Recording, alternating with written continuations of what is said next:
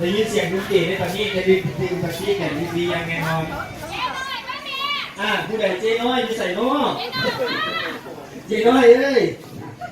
บอกว่าเอาแบบนี้ดื่มเด้อ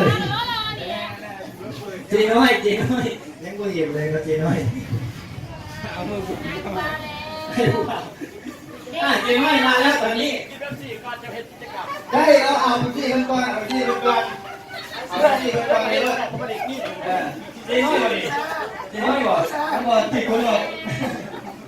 เอาที่กันก่อนเลยรถ1 ขวดเนาะมาแจกให้ง่ายๆกันเจ๊น้อยใส่เฮ็ดอย่างดีเนาะเจ๊น้อยนี่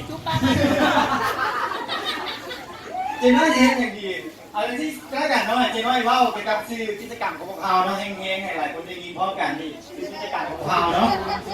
ชื่อกิจกรรมของเราเอาเลย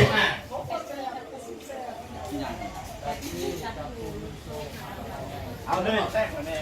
ยมาแห้งยังแบบสี่อย่างแบบสี่จับคูณโซ่ครับรางวัลใหญ่แบบสี่จับคูณโซ่ครับรางวัลใหญ่อีกแค่นึงก็เดี๋ยวนะหลายคนเนี่ยห้องมาเนาะจัดไปกันให้ทุกคนแบบสี่รุ่นโซ่แบบซีจับคูเอาเตี้ย สี่ ให้ จับ เลย คูณรุ่นโซ่รางวัลใหญ่พอตีกิโลคมดูดูทำไมครับอันเขาขอทาง